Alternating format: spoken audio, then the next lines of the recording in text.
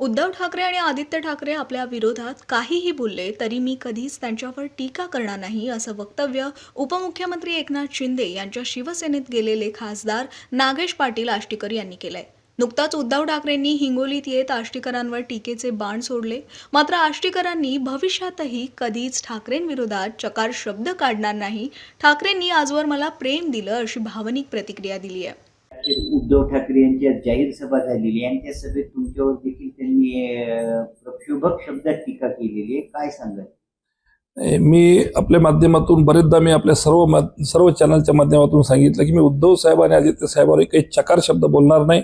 त्यांनी मला शिवीगाळ करू द्या नाहीतर अजून काय करू द्या, मी अत्यंत खूप जास्त मला या उद्धव साहेबांनी आणि आदित्य साहेबांनी प्रेम दिलं, त्याच्यामुळे मी त्यांच्यावर कधी टीका करणार नाही, आज नाही भविष्यातही कधी टीका करणार नाही म्हणजे करणार नाही निश्चित। बरं साहेब, संजय राऊत यांची देखील सभा संजय राऊत साहेबांनी सुद्धा मी सांगितलं की मला पिता समान आहेत आणि त्यांची मी खूप इज्जत करतो।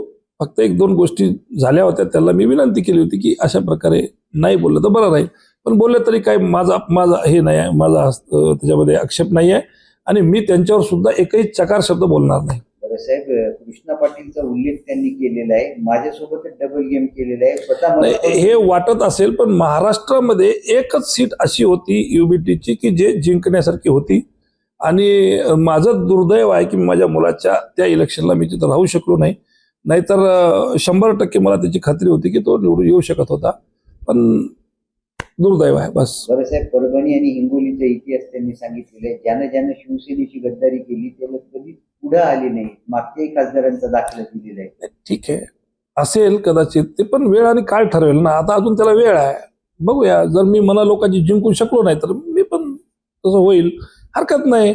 कोण लोकांचं जे काय असेल ते स्वीकारावंच लागतो। बरं, हे ऑपरेशन टायगर नसून ऑपरेशन देवेंद्र आहे आणि एकनाथ शिंदे यांना अमित शहाचं पाठबळ आहे, त्याच्यामुळे खासदार फुटलेले आहेत असा दावा देखील उद्धव ठाकरे यांनी केलेला आहे। त्यांचा दावा ते ऑपरेशन असेल काही असेल, पण आम्ही जे लोक गेलो ते विकासासाठी गेलो।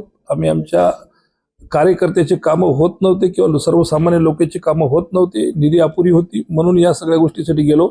आम्ही त्याला कुठल्याही प्रकारचं ऑपरेशन किंवा देवेंद्र किंवा कोणी मोदी शहा याचं नाव घेऊन उगाच मी काही बोलणार नाहीये। आम्हाला असं वाटू लागलं की इथं गेलं तर आमचा सगळ्या मतदारसंघाचा उपयोग होईल आणि सगळ्या कार्यकर्त्याच्या चर्चा करून आम्ही तो निर्णय घेतला। बरं, उद्धव ठाकरे घराणेशाही करतात म्हणतात, मग मिंजेने स्वतःच्या पोराला मंत्री बनवायचं म्हणून काय करतोय, त्याला घराणेशाही म्हणायची नाही का? बघा, ज्याच्यामध्ये कुवत असते, ज्याच्यामध्ये करण्यासारखी परिस्थिती असते त्यांनी ते केलं पाहिजे। मग त्याच्या घराण्यामध्ये 2 जण करत असतील तर त्याला काय अडचण आहे, 3 जण करत असतील तर त्याला काय अडचण आहे, आणि जिथं कोणाची कुठलीच राजकीय पार्श्वभूमी नसताना सुद्धा जे करतात ते पण करतात। पण याला असं घराणेशाही म्हणण्याचं काही हे नाही आहे, ज्यांच्यामध्ये कुवत असते, जे लोकांसाठी झटतात ते पुढे येतात। बरं, मिंजेंचं भविष्य शून्य आहे, भाजप त्याला कचऱ्यात टाकणार आहे येणाऱ्या काळात, ते सुद्धा वेळ आणि काळ ठरवेल। कोण माझं आता भविष्य सांगण्यात काही मजा नाही आणि कोणीच कुणाचं पाठ आपली दिसत नसते, त्यामुळं त्याच्यावर भाष्य करणं नको आहे। साहेब, पंतप्रधानी अमित शहा यांना व्हायचंय आणि पुढे गुलाम मिंजे त्यांना मतदान करतील असं मला वाटत आहे। त्याच्यावर काही एक चकार कसं आहे, मी काय सांगतो की भविष्यात तुम्ही कसं काय ठरवू शकता, भविष्यात तर खूप काय होतं। आम्ही म्हणजे उद्धव साहेबांच्या सोबत असताना 100 जागा उभ्या केल्या, 80 जागा येतील वाटलं पण आले नाही। महानगरपालिका येतेच वाटलं होतं आम्हाला पण आले नाही। खासदारकीला सुद्धा आमचे सगळेच माणसं निवडून येतील वाटलं पण आले नाही।